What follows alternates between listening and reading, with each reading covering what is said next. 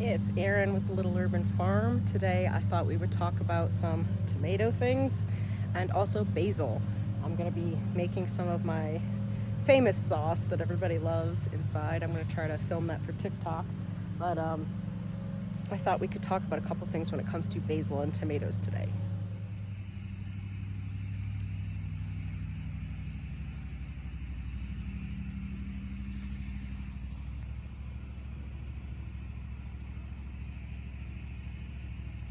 Collecting all of the tomatoes.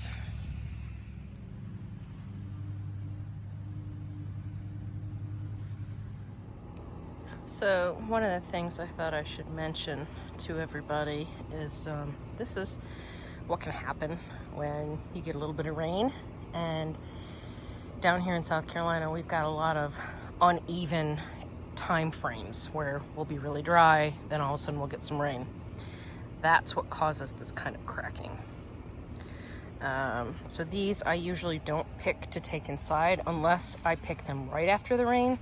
The rain ended yesterday for us, so I am not going to take those, but I'm going to show you also what a bigger one looks like here. They can also do that on your bigger tomatoes. There's nothing wrong with that. This one has calloused over, so it's, it's safe. But when this happens, you could see like right down into the juice of the tomato there, and what happens is the little bugs get in there, the little gnats, and they can lay eggs, and so I don't tend to take these. Not unless it's right after it rained. But if they're calloused over like that, they're probably fine. Here's another example of what that can look like. And see, that one has some of the inner flesh exposed, so I'm probably gonna go ahead and remove that one. But if we keep looking down here, ooh, I've got a lot of leaves I gotta clear out of here. Look at this little grouping down here. Yay! This here is a purple basil, and this is what happens when it tries to go to seed when it gets really hot. What you want to do is pull these off. You could snip them, you could pull them off, because otherwise your plant goes into seed production, and you want your plant to continue producing leaves that you can pick. But because it's hot, it's going to continue to do this. So you just keep picking them off, and then I throw them into the tomatoes. The reason I do that is it's a good pest deterrent. So I throw them in there, and then my hope is that it actually deters some of the things that you don't want in there, like the leaf-footed nymphs and some of the little moths and things. So anyway, I'm going to come in and I'm going to just do a little bit of trimming. That way we get rid of some of those ends. The other thing that does is it helps your plant sort of bush out more, especially when they're young if you trim them. These ones are a little bit older, so I'm not sure if it's really going to have the same effect, but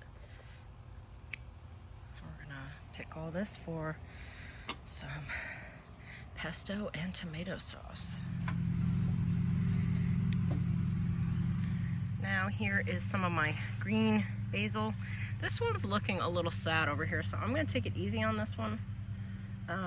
Only because I think I need to come give this some water, and I don't want to hurt the plant. It's kind of hot time during the day, so I'm not going to take too much of this.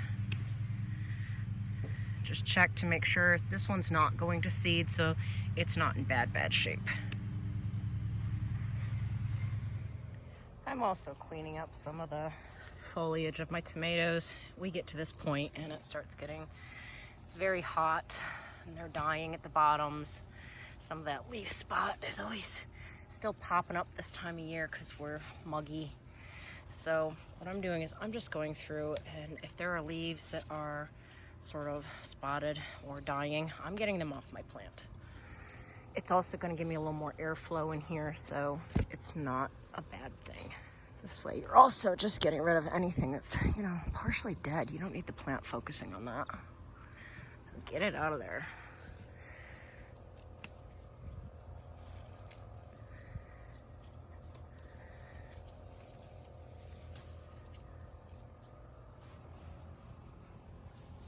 While I'm out here, I thought I would also cut some of the eggplant, because I noticed that I had a few that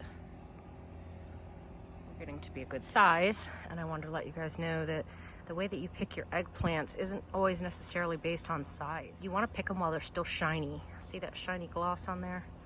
When they start turning kind of a matte finish, that means that they're producing more seeds, and that's going to turn into an eggplant you're probably not going to want to eat. So look at them, decide if you want to try to let them get a little bit bigger, but if you notice them starting to go to a dull finish, you'll want to pick them. Well, we might as well take this guy with us too. I mean, he's not huge, but I have so much of the squash inside that it won't hurt us to take it. So there you go. I'd say today is a pretty productive day, and now I'm gonna get ready to go make some sauce and pesto for the week. If you like this content and you want to see more, give me a like and a subscribe. I'm also going to be posting the recipes I'll be making on TikTok, Instagram, and my Facebook page. So please be sure to check me out there, and I will talk to you next time.